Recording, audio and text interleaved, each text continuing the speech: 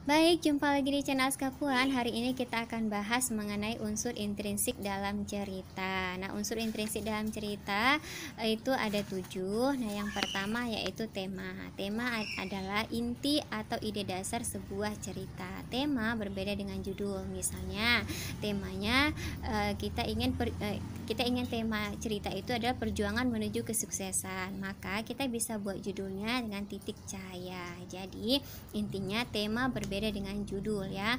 Kalau tema itu adalah inti atau ide dasar sebuah cerita, sedangkan judul merupakan simbol dari cerita. Nah, yang kedua, unsur intrinsik dalam cerita itu ada alur atau plot.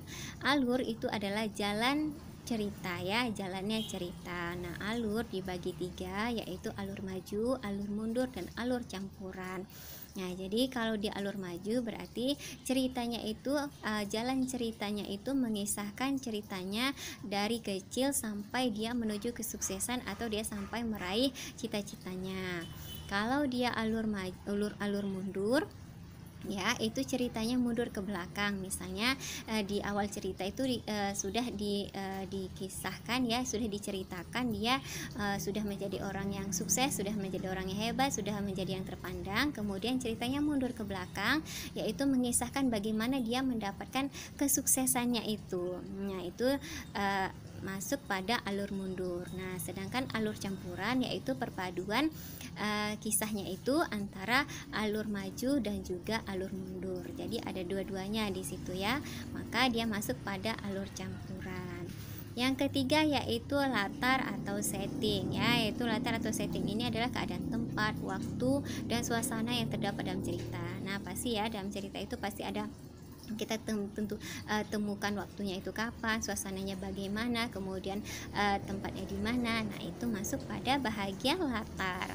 Kemudian yang keempat yaitu tokoh atau penokohan. Nah, tokoh adalah orang yang berperan dalam cerita, sedangkan penokohan adalah karakter dari tokoh. Nah, tokoh utama yang baik itu disebut dengan protagonis, dan ada tokoh yang menjadi lawan protagonis ya disebut dengan antagonis.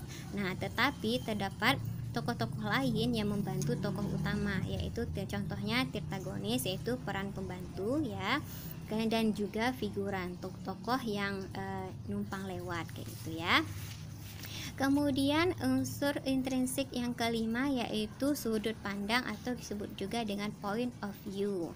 Nah, di sini adalah posisi pengarang dalam membawakan cerita. Nah, di sini untuk sudut pandang itu dibagi 2 ya.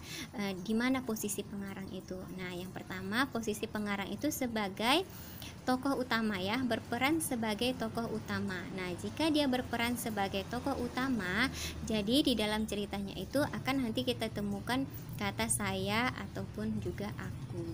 Nah, itu kalau posisi pengarangnya sebagai tokoh utama. Nah, kalau posisi pengarangnya dalam membawakan cerita itu sebagai orang ketiga ya, berperan sebagai pengamat, maka di dalam ceritanya itu kita temukan nanti kata dia, ia, ataupun nama orang ya, atau nama tokohnya. Kemudian yang keenam adalah amanat. Amanat adalah pesan yang ingin disampaikan pengarang kepada pembaca. Nah, untuk menemukan amanat ya, kita harus membaca keseluruhan isi cerita. Supaya apa? Supaya sesuai pesan yang ingin disampaikan pengarang itu kepada pembaca itu sesuai gitu ya, sesuai yang diharapkan pengarangnya. Nah, itu dia ya. Kemudian yang terakhir adalah gaya bahasa. Gaya bahasa adalah permainan bahasa yang digunakan pengarang agar pembaca tertarik atau terkesan dalam membaca cerita. Nah, jadi setiap pengarang itu memiliki gaya bahasanya tersendiri atau memiliki ciri khasnya sendiri. Oke, itu dia tadi unsur intrinsik dalam cerita. Yang pertama ada tema, yang ada alur, ada latar, ada tokoh, ada sudut pandang, ada amanat, dan juga ada gaya bahasa. Oke, sekian dulu videonya. Kita sampai jumpa pada video-video berikutnya. Dadah.